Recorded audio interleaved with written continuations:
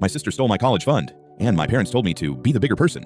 I found out the truth at my dad's retirement party. The whole family was there. My cousins, my Uncle Ray, even neighbors who hadn't seen me in years. Everyone kept asking why I never finished university. I smiled the way I always did and said, life happened. But then my little cousin Emma walked into the kitchen, holding old photo albums she found in the basement. That's when everything fell apart. One envelope slipped out onto the table. My name was written across the front in my mother's handwriting. Jacob College Savings Account. I froze, because I'd been told that account was empty years ago. My parents said the stock market crashed, and we lost everything right before I graduated high school. That's why I worked double shifts at a gas station instead of going to college with my friends. I picked up the envelope slowly. Inside were bank statements, dozens of withdrawals, not by my parents, by my older sister, Vanessa. $3,000, $7,500, $12,000, over and over. I looked up at her across the kitchen. She turned pale instantly. My mom tried to grab the papers from my hand, but it was too late. My uncle had already seen them too. I asked one question, what is this? Nobody answered. Vanessa finally crossed her arms and said, I needed help back then.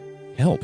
Turns out while I was working overnight shifts and sleeping in my car some weekends because rent was late, my sister was secretly using my college fund to pay for luxury vacations with her boyfriend. Miami, Vegas, Cancun. I looked at my dad, expecting him to say something. Anything. Instead, he sighed and said, we didn't want the family torn apart over money. Money. $80,000 wasn't money to me. It was my future. I asked my mom if they knew. She started crying immediately, which was answer enough. Not only did they know, they covered it up for 6 years. Vanessa rolled her eyes and said, you're still doing fine without college. That sentence hit harder than I expected because she was right. I had survived. But surviving isn't the same as getting the life you were promised. The kitchen went completely silent. Then my Uncle Ray spoke for the first time. He looked directly at my parents and said, you let one child steal another child's future, and called it keeping peace. Nobody moved. My dad told everyone this wasn't the time for drama. I laughed. Actually laughed. Because apparently finding out your own family destroyed your future is considered drama when it embarrasses them publicly. Vanessa told me I was overreacting and that I should let the past go. I asked her one thing. If you think it's not a big deal, pay it back. Silence. She looked away immediately. That told me everything. I left before cake was served. Halfway home, my phone exploded with texts. My mom,